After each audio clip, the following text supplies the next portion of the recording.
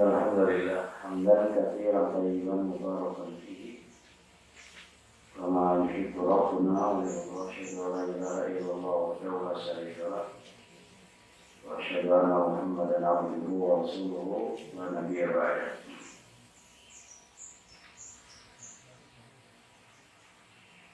Masih melanjutkan pembahasan kemarin.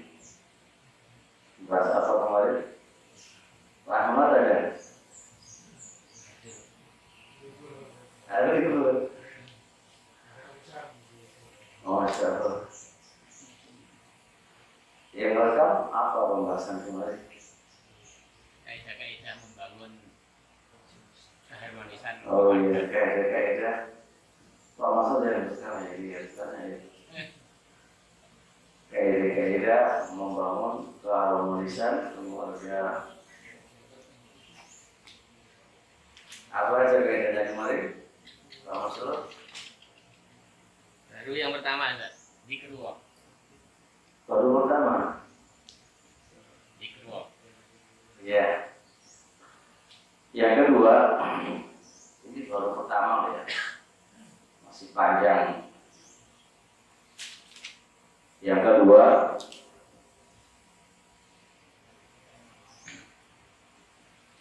adalah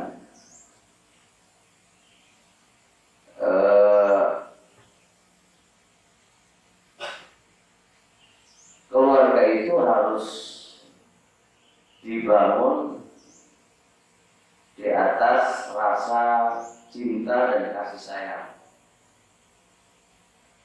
Keluarga tidak akan bahagia tanpa cinta dan kasih sayang. Itu jelas. Keluarga itu tidak akan bisa dibangun dengan baik tanpa cinta dan kasih sayang. Tapi perlu dipahami, memupuk cinta itu nggak gampang.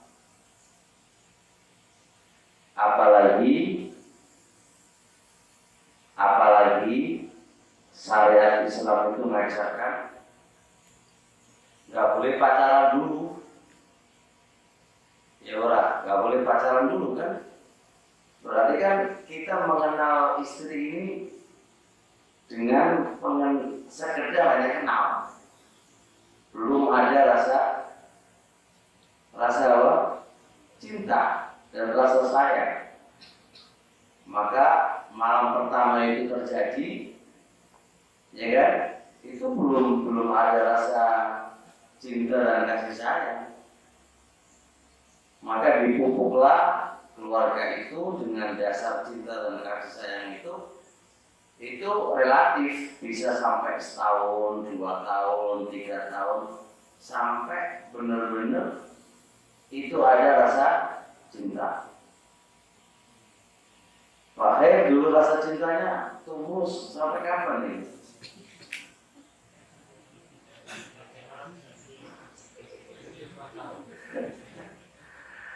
Iya. Makanya lawan. Ada yang bilang di beberapa analisis, keluarga yang belum mencapai 5 tahun itu masih rawan.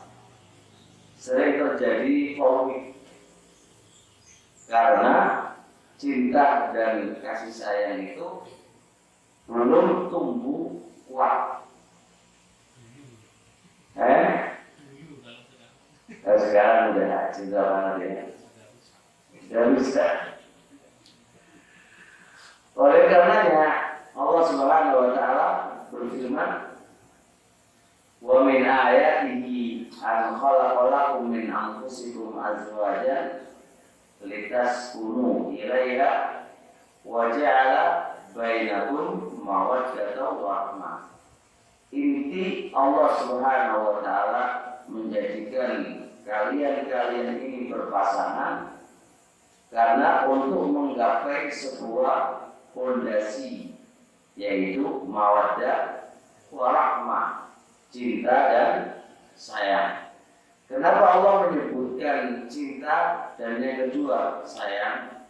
Karena sayang itu dipupuk setelah ada cinta.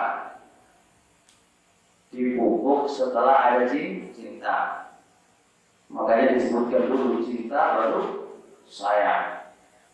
Nah, berarti kesimpulannya kaidah yang kedua ini bagaimana kita bisa harmonis dalam keluarga kita, berarti harus memupuk rasa apa? Cinta dan sayang. Nah, memupuk rasa cinta dan sayang ini insya Allah saya akan sebutkan di buku catatan saya. Itu ada 29 kaidah cara memupuk cinta dan sayang. Itu ada kaidahnya. Itu ada kaidahnya. Cara memupuk cinta dan sayang. Biar keluarga itu menjadi langgeng dan harmonis. Nah, kasih bocoran satu aja ya. Bisa contoh kayak apa namanya? Misal contoh kayak laki-laki itu ya walaupun dia sebagai pemimpin, tetap dia itu bagaimanapun suami. Jadi kalau suami, jangan dijadikan istri kamu itu kayak anak buah kamu yang main sikap, main marah, main salah dikit dimarahin. Bukan begitu cara mainnya. Itu kepada anak buah kamu nggak apa-apa, karena antum tidak tertinggi di kantor dan perusahaannya kamu salah dikit langsung dipanggil, jebret-jebret marah. Kalau lu nggak mau keluar, itu bisa cara kayak gitu di mana di perusahaan kamu. Tapi kalau di rumah tangga nggak bisa kayak gitu. Maka berarti kesalahan yang istri lakukan, taruhlah dia salah, maka cara mainnya berbeda. Karena Anda cara menasihatinya cara di atas cinta dan kasih sayang, sehingga dia tidak terasa kalau dia itu dinasihati. Gimana caranya? Nah itu gimana caranya? Nah, itu ada sistem yang bisa menjadikan yang demikian itu. Jadi kok main jebret gitu, jadi pula pemain kasarannya itu kan, ada pemain halusan lah gitu. Ada pemain halusan itu gambarannya begitu. Jadi sekarang bagi suami istri sekarang, kira-kira senang nggak kamu dengan istrimu? Itu yang pertanyaan. Mungkin kamu senang aja kan gitu kan. Cuma dibalik istri ini, kira-kira istri senang nggak sama kita gitu kan? Jadi Pak Ahmad pasti senang bisa gitu kan, karena nggak ada yang lain kecuali aku kan gitu kan. Masalahnya kan di situ, senang nggak ini? Karena kalau sudah dibangun di atas ini, insya Allah ya tersinggung itu akan hilang. Terus kalau salah dikit, insya Allah ditoleransikan. Kalau udah nggak senang itu, ya sedikit salah aja menculap, ingin marah aja karena memang nggak senang dasarnya gitu. Dasar nggak senang. Oleh karenanya di dalam fikih itu nggak boleh kita maksa anak untuk menikah dengan pilihan kita, nggak boleh. Karena apa? Kalau memaksa anak itu menikah dengan pilihan kita, maka dia menikahnya tidak ada dasar apa? Cinta dan kasih sayang. Zaman dulu berapa banyak orang-orang itu menjadi janda karena apa? Karena dipaksa oleh orang tua, nggak bisa dipertahankan. Seminggu aja sudah apa? Sudah ya pilih semuanya pecah kan? Karena dasarnya bukan kasih cinta gitu. Itu yang harus kita. Tapi nggak boleh juga begitu anak berbuat sewenang-wenang, lalu cari orang sembarangan, lalu orang tua tidak bisa menghentikan, juga nggak bisa begitu juga gitu loh. Jadi ada keseimbangan antara pihak bapak dan pihak anak. Dan yang ketiga, kaidah yang ketiga, seorang suami itu adalah ar-rijal. Ar-rijalu qawwamuna 'alan nisa. Ar-rijal itu gimana apa? Yang ngurusi urusan istri. Qawwam, ar-rijalu qawwam. Yang banyak orang menerjemahkan itu pemimpin kan gitu. Sebenarnya enggak. Qawwam itu artinya dia itu tegak ngurusi perkara bujuni. Perkara apa saja masuk perkara agamanya. Kedua, perkara nafkahnya. Artinya semua urusan yang berkaitan dengan agamanya, berkaitan dengan tempat tinggalnya, berkaitan dengan pakaiannya, berkaitan dengan makanannya, itu adalah tanggung jawabnya siapa? Suami. Itu mana ar-rijalu qawwamun. Qawwam itu bukan artinya pemimpin, tapi apa? Yang mengurusi. Jadi yang mengurusi urusan istri. Mengurusi urusan apa? Agamanya, akhlaknya, makannya. Kita jangan hanya ngurusi di sisi makan dan minumnya aja, tapi kita juga punya tugas ngurusi apa? Agamanya. Sudah sholat belum? Pakaiannya gimana? Terus kita jangan kok pikir sibuk ngurusi kerja toh. Nah, sisi agamanya kita nggak perhatikan. Dia megang HP, cek HP-nya. Dia telepon siapa? Kalau dia punya akun, lihat akunnya. Jangan-jangan dia punya akun banyak laki-laki yang kamu nggak tahu. Kamu kerja, suami kamu, istri kamu bersenang-senang WA-an dan chattingan kepada laki-laki yang lain. Itu dicek. Karena tanggung jawabnya siapa? Suami.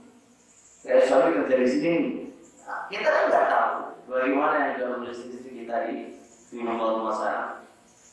Aku yakin dia di atas aman gitu. Aman nggak apa dia? Jadi dia nggak tahu juga, itu butuh dicek. Karena itu berkaitan agama. Gimana sholatnya, gimana ibadahnya, gimana itu butuh dicek. Karena tanggung jawabnya suami. Ya, rata-rata kaum laki-laki nggak ngerti dalam bab ini. Yang dia pahami, pokoknya aku yang mengurusi makanmu, tempat tinggalmu, itu yang dipikir itu ada di jalan. Justru yang lebih berat bukan di sininya. Yang lebih berat itu di urusan agamanya. Itu berat banget itu. Belum lagi pendidikannya anak. Pernah nggak kita ngajari istri-istri kita tentang agamanya? Suruh walaupun kita nggak bisa ngajarin, ya paling nggak disuruh ngaji lah. Disuruh ngaji itu adalah ya apa namanya? Tes. Mati nih kita. Disuruh ngaji itu, masya Allah udah memperringan kerjaannya suami. Berapa tadi pakai? 3. Sekarang yang keempat. Suami itu sebenarnya dia mencontoh, meneladani Rasulullah Shallallahu Alaihi Wasallam, meneladani Rasul Alaihi Wasallam. Di buku-buku hadis lah, Nabi itu belum pernah sampai memukul istri, belum pernah sampai ya memarahi dengan keras kepada istrinya, belum pernah bentak-bentak kepada istrinya, belum pernah sampai memecahkan piring dan gelas. Berbeda dengan kita hidup sama istri baru 10 tahun aja, ya mata istri, kepala istri sudah tertendang dengan tangan dan kaki semuanya. Ini Ini Masya Allah luar biasa ini. Bagaimana mau bahagia kalau model suami kayak ini? Yang mencontoh selalu tauladannya Nabi Alaihissalam. Aisyah radhiyallahu taala anha ditanya tentang ma yaf'alu rajulu fi baitihi, apa yang Nabi lakukan ketika Nabi itu di rumahnya. Kata Aisyah, karena fi mihnati ahli. Adalah Rasul Alaihissalam itu biasa seperti laki-laki yang lain membantu siapa? Membantu istrinya. Membantu istrinya, ya nyuci, ya masak, dan seterusnya. Bahkan Nabi Alaihissalam itu ada bajunya yang robek, dia jahit sendiri. Sandalnya yang putus, beliau apa? Jahit sendiri. Itu Rasul Alaihissalam.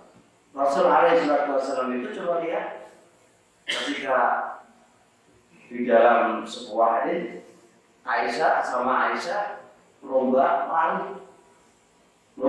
lari. Ketika Aisyah lagi kurus badannya, menang Nabi kalah. Tapi di saat asmanat Aisyah sudah mulai gemuk, kemudian lomba sama Nabi, kalah Nabi. Kata Rasul, ini menang saya ini untuk kekalahan saya yang lalu. Artinya butuh guyonan.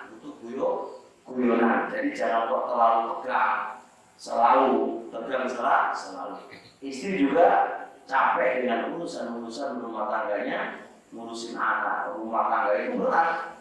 Itu butuh diajak ngobrol, diajak nyantai, diajak pergi kemana untuk apa? Untuk menggembirakan hati-hati mereka. Jadi jangan dianggap istri itu gak stres, bagaimana Anda itu stres gitu kan. Nah ketika dia stres, lalu apa? Kita bebani dengan beban, apalagi dimarahi dan dicaci maki, ya itu yang menjadikan istri itu lebih stres. Makanya jangan selalu menyalahkan istri karena marah, ya karena kita yang tidak bisa memanage keadaan istri itu sendiri.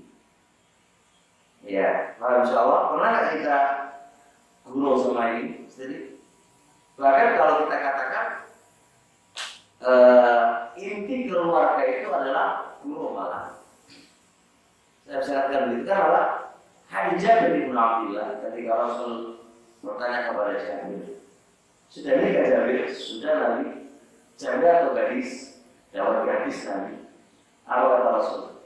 Dapat janda oleh Rasul. Rasul bilang, kenapa gak gadis? Kata Rasul, tulah ibuha, kamu bisa bermain-main dengan dia dan dia bisa bermain-main dengan kamu. Kamu bisa tertawa dengan dia, dia juga bisa tertawa dengan. Berarti kan bisa dipahami di situ apa? Keluarga itu gimana caranya membuat dia itu tertawa dan dia bisa apa? Bisa bermain-main, jadi nggak bisa dianggap bahwa serius gitu loh, jangan. Itu menjadikan keluarga itu bisa harmonis, bisa menjadikan harmonis. Ya, sampai sini nggak ada pertanyaan?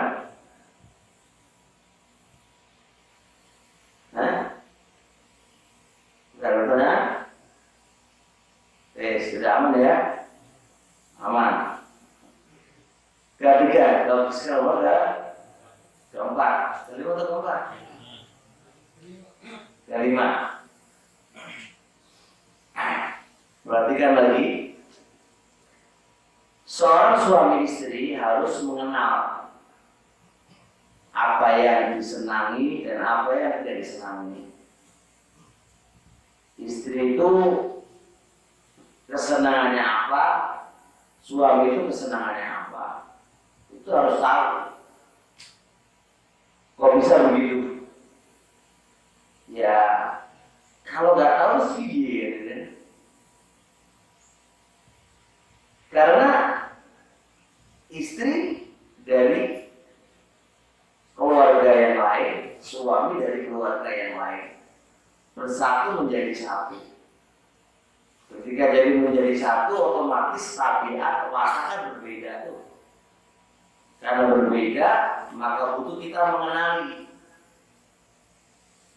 Jangan-jangan terus tua-tua gini ini nggak kenal apa yang disenangi istri dari suami istri, cuekin aja kan, pasif.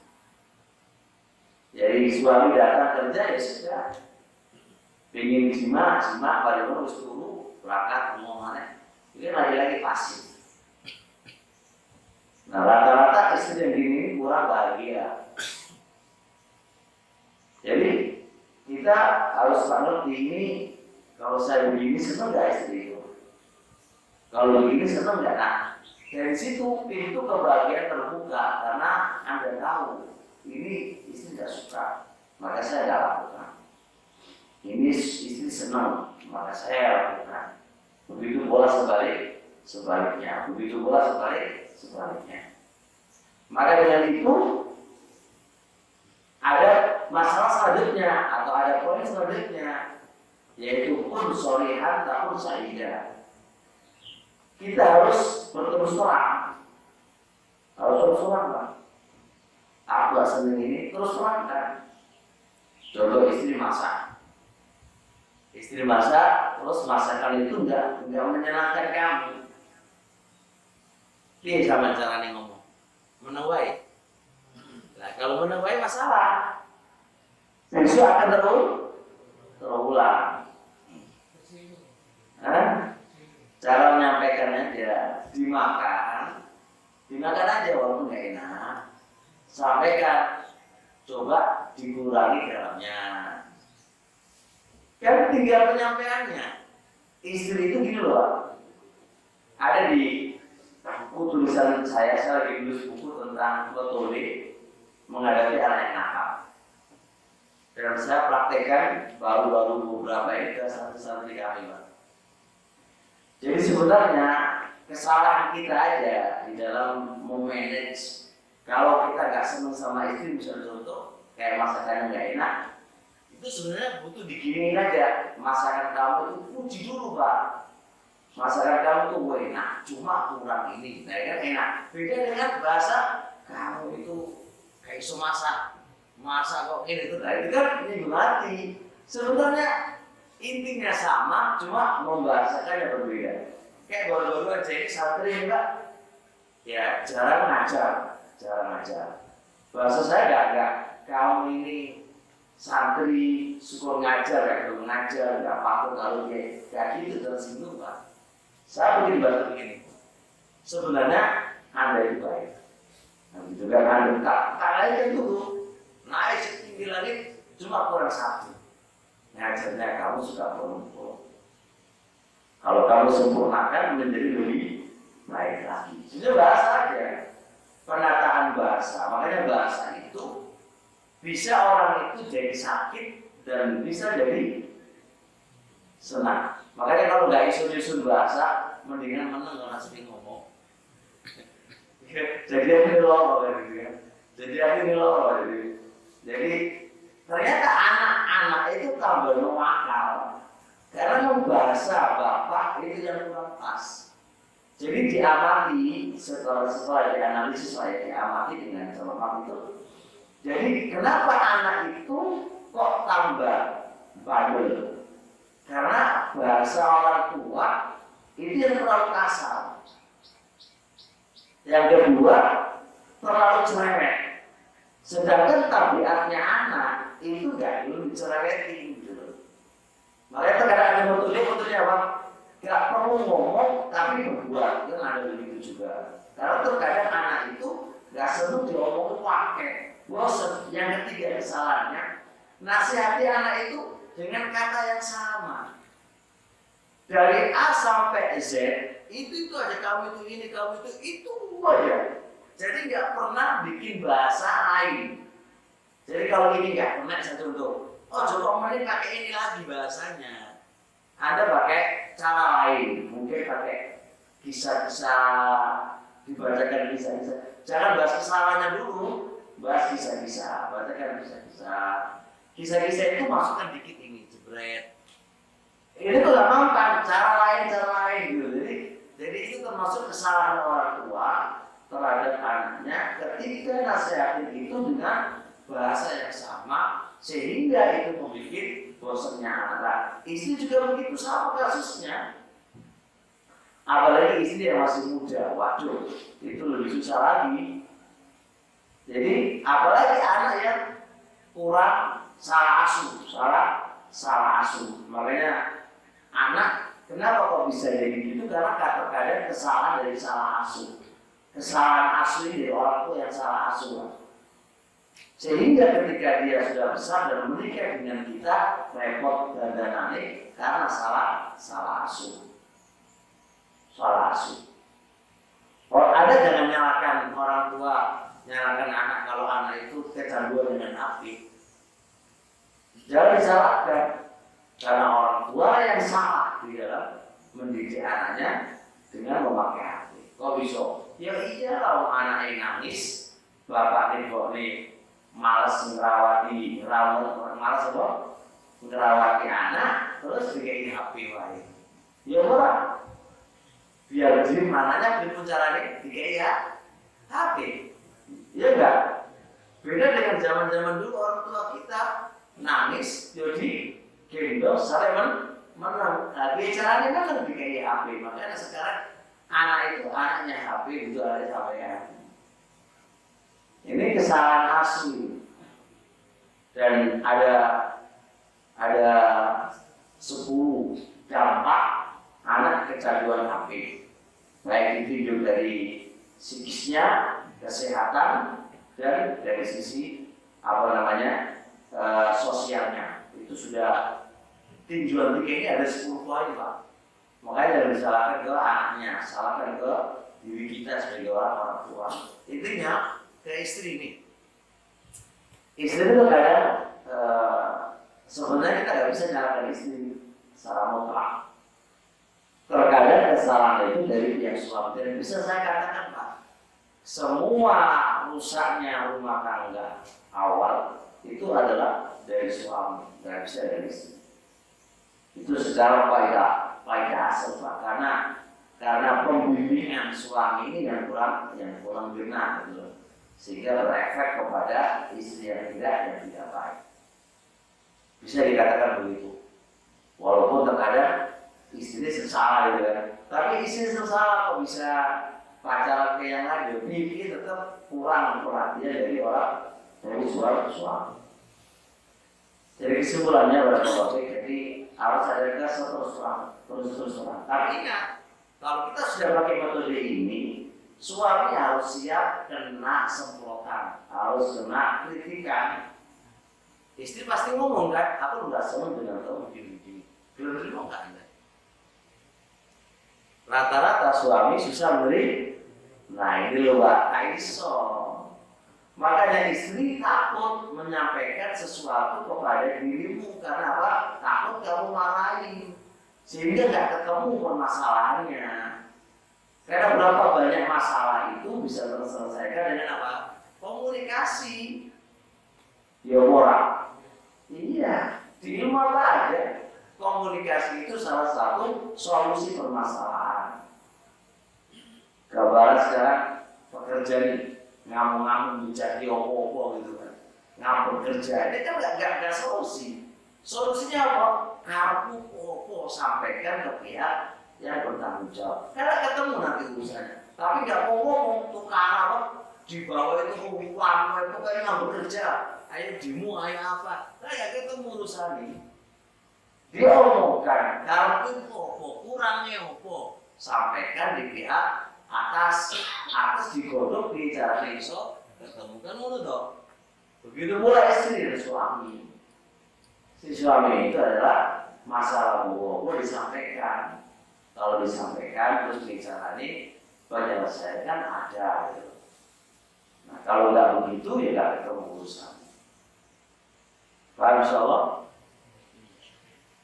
Ada pertanyaan nggak nih? Seputar tadi nggak ada pertanyaan?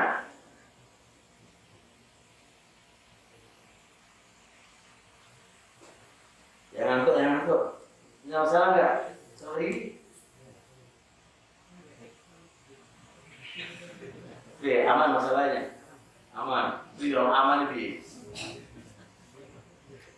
bahagia ya. Bahagia selalu. Kalau nanti bahagia bicara. Bicara. Ayo ojo otot deh. Sebenarnya istri guyu, guru mesti bahagia ya. Goyang guyu istri, guru mesti bahagia, guru mesti bahagia. Saya sampai di sini, insya Allah kalau ada pertanyaan.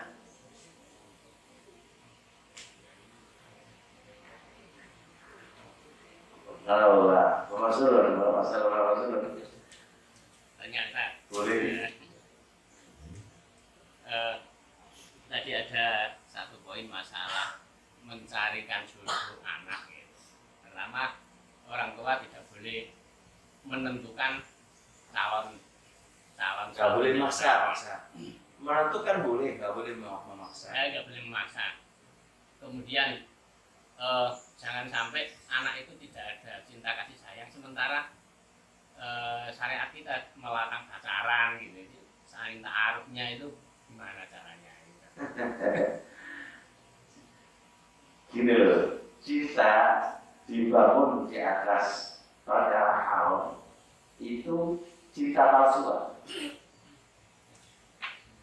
Dan ini realitanya kalau sebelum menikah terus pacaran itu cinta palsu, cinta yang tidak akan bisa bertahan lama karena cinta di atas perkara haram itu adalah pasti yang namanya batil karena jauh kok pasti hilang.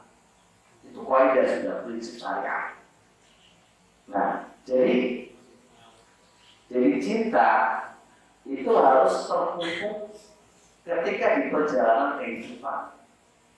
Kalau istri itu taat, istri solihah, melayani, suami baik, secara otomatis akan terpupuk rasa cinta sedikit demi sedikit. Karena cinta itu akan berjalan sesuai dengan hari-hari kamu bersamanya dia. Oleh karenanya, kenapa syariat menuntut laki-laki soleh yang menikahi anakmu, istri solihah yang menjadi menantu kamu? Kenapa? Karena ini supaya apa? Terpupuk cinta dan sayang yang benar-benar gitu loh. Dan ini yang menjadikan kebahagiaan rumah tangga kamu. Nah, kalau tanya gimana caranya cinta kita belum kenal ya. Cinta dan sayang itu bukan dari kita, dari Allah yang ngasih. Cara mainnya adalah kamu sebagai suami jalankan dengan cara yang baik. Kamu sebagai istri jalankan, kamu sebagai istri yang baik. Itu udah otomatis. Kayak contoh, dulu saya nggak kenal Pak Khair, nggak kenal Pak Ahmad.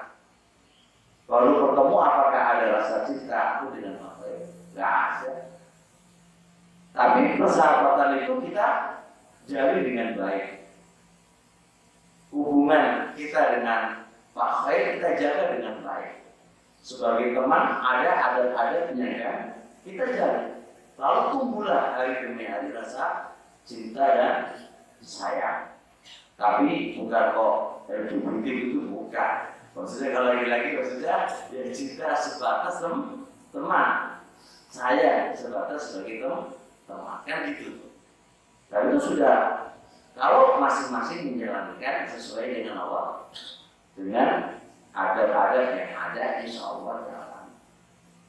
Dan nggak akan bisa bahagia Pak hakiki kalau dasar awalnya itu karena pacaran.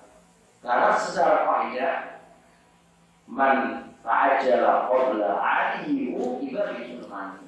Siapa orangnya yang tergesa-gesa sebelum waktunya, maka dia disiksa tak mendapatkan apa yang dia harapkan.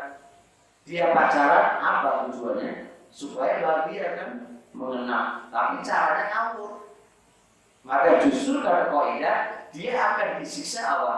Nggak mendapatkan apa yang dia harapkan. Harus sabar, ibaratnya gini.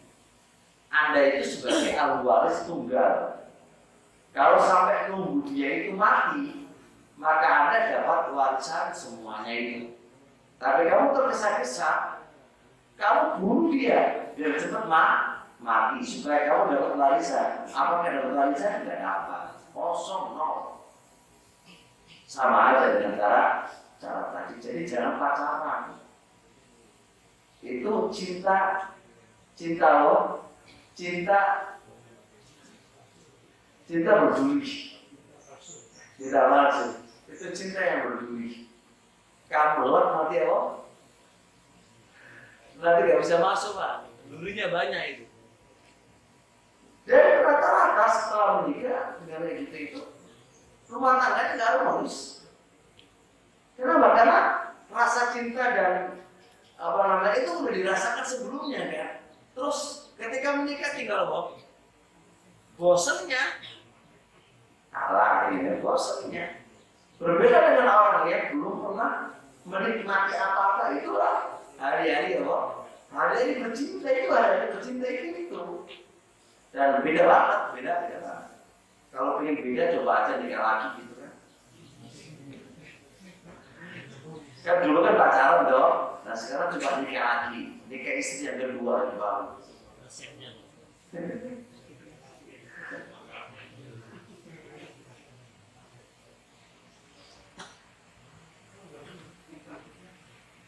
Ya Pak Ahmad, menikah lagi.